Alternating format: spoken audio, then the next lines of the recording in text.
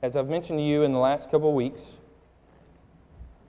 some churches use the lectionary readings as their structure for picking Scripture. I never have been fond of the lectionary for the Scripture passage that it chose so repeatedly, but then I didn't have structure and would choose Scripture lessons that kind of repeated themselves. And so the structure that I'm using now is from Disciple Bible Study, if you've ever participated in that, if you've ever heard of it. So for the next 36 weeks, we're going to walk our way through the Bible in a way that by the end of that, we're going to be far more knowledgeable about a much larger portion of our Bible. And so why not start with Genesis 1:1 from the very beginning. One of the great parts of any culture is the way that they tell stories. Those stories of family, those stories of your country, the stories of drama, of pain, of comedy, of great joy. We love stories. We love to read books, watch movies, go to theater, watch it on television. My mother was an elementary librarian and would go annually to a storytelling convention. This is a completely different way of telling a story in which you have one person, has a group surrounding them, and they simply have to form all of the images with their words. And so you have all kinds of facial expressions, hand expressions, ways that we are telling a vibrant story that's going to keep your attention. And in this age of keeping someone's attention, that is a very tall order. Our scripture reading today is an example of that at the very highest level, asking, where did the universe come from? Now, if we look at these pictures, if we think of a picture at the beach that we can see on our screen, picture of the beach.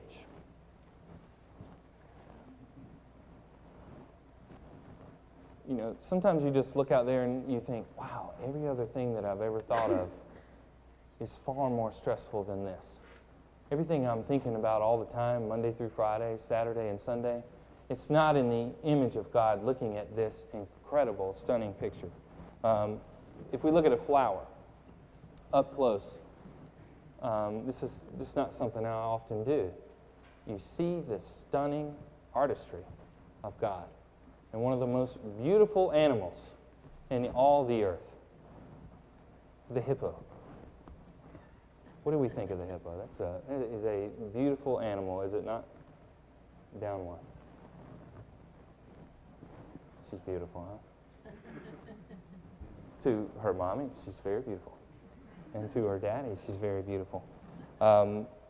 Throughout history, Israelites were surrounded by people, by countries, nations that conquered them, nations that left them, nations that conquered them, nations that left them, that believed in many gods. A God of the sun, of the moon, of the rain, of war, and of love. These gods were worshipped by these surrounding nations, and the Israelites were forced to make a decision. What do we believe? You can see as we're going to read throughout the Old Testament the intense struggle that these people had, because when you read through the Old Testament, you hear prophets, you hear leaders saying, stop sacrificing to the sun god. Stop making sacrifices to the war gods. He's saying this to Israelites, followers of God, because they're surrounded by people that are doing that very thing. And in elementary school, in middle school, in high school, in college, in our adult life, we see the effect of a large number of people surrounding us doing one thing and the effect that that has on us doing that very thing, whether it is right or wrong. They told a story instead of one God that created all, that inspired all, and that loved all. Around campfires in the wilderness, in synagogues in the town, people were told that God created them in God's image. An important distinction was made. 2 parts. First, we, all of us, are made in the image of God. Whenever your family members come, like say Christmas was just around and Easter is coming, your family members come, whether they be parents, whether they be sisters, children. I see their mannerisms in their eyes, in their facial expressions, in the way that they talk, and the way that's affected you, or the way that you've affected them.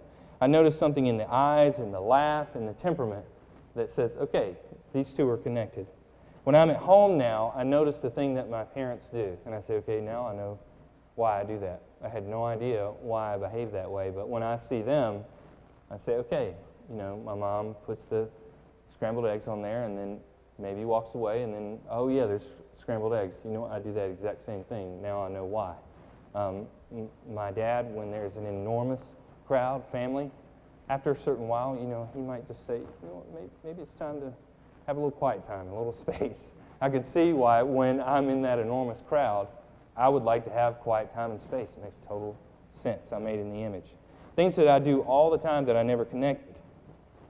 In the exact same way, God's tendencies reside in each and every one of us. God's love, God's hope, God's purpose resides in every single one of us at birth. What does that mean? We're each important to the creation that God has made.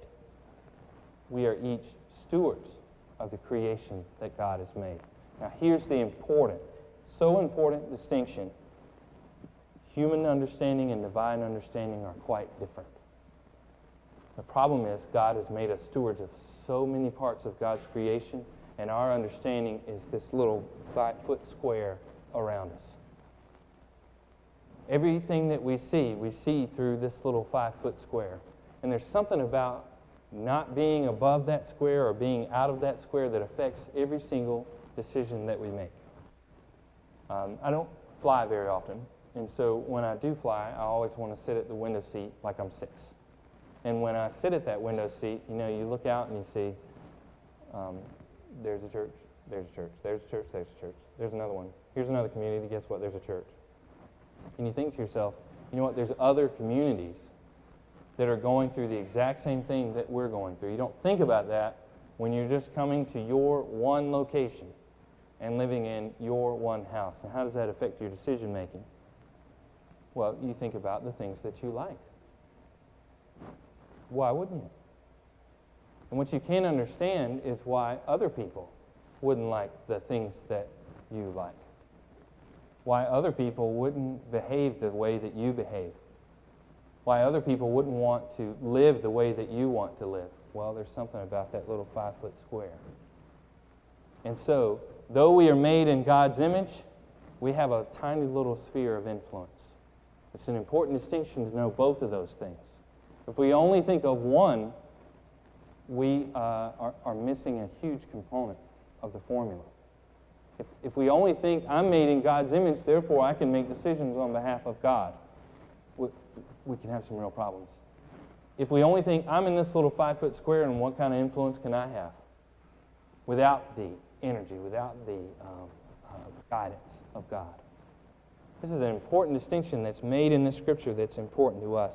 Now, if we look at the picture of the baby that we saw in the picture of the children's sermon, this is a perfect illustration.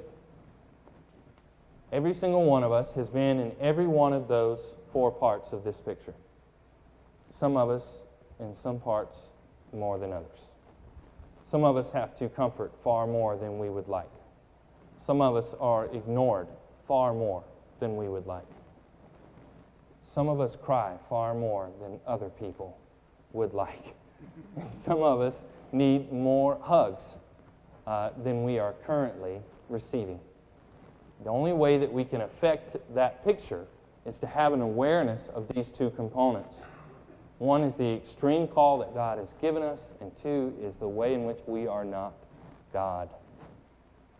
A 2 or 3-year-old, mostly 2, will give you a very specific illustration of this story. Because they're starting to get a grasp on the world. Because I can grab things, because I understand a couple of things, I know all things.